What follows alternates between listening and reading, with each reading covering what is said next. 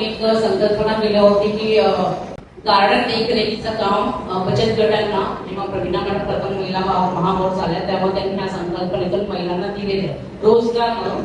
आणि पूर्वी ते बरोबर पैसे यायचे. आता गेल्या 4 महिन्यापासून आहे ना महिलांना पगारी पैसे आलेच नाही.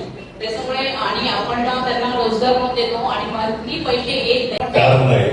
महिला बचत गटात ना गार्डन वगैरे जे आपण 7 का 8 महिन्याचे ऑलमोस्ट सगळ्यांचे क्लिअर झाले. काही असतील तर मला सांगा.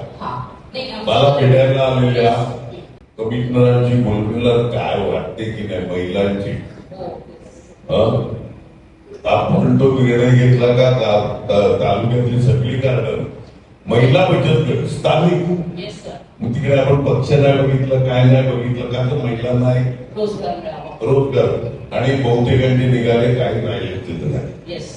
कारण आम्हाला काय 35 वर्ष काय तुम्हीच आमदार आहे पुढे पण तुम्हीच आमदार आहे. अरे राहिले असतील तर सांगा. एक दुसरं इकडे 3,000 आता होईल नावाच्या बहिणीने 1,500 रुपयावर सांगितलं आणि त्याच्याकडून तो तुरीची डाळ मूग डाळ गॅस सिलेंडर सगळे बोलले. आपल्या एवढ्या योजना मला वाटते भारतात कोणीही चालवत नाही. महिला बाल कल्याण. एक साधं उदाहरण देतो. पनवेलच्या महिला बाल कल्याणच्या सभापती आपल्या इकडे आलेल्या त्यावेळी आपला खर्च महिला बाल कल्याण मधून 22 कोटी 25 कोटी होता. आणि आपल्या महिला बाल कल्याणच्या सभापतींना त्यावेळी विचारलं त्यांनी बजेट दिलं काय आमचं बजेट आहे आमच्या योजना.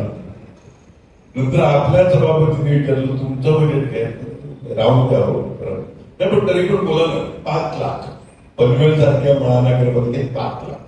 आपण ज्या योजना आणल्या ना सगळ्या इंडिव्हिज्युअल तर 1,500पेक्षा कितीतरी जास्त म्हणजे विद्यार्थ्यांच्या फी पासून इंजिनिअरिंग मेडिकलच्या ह्याच्यापासून ते एखाद्या विधवेच्या मुलीच्या लग्नाकरता पैसे सगळ्या लोकांनी फायदे घेतले. आपण इलेक्शनच्या वेळी पोचवले नाही ते.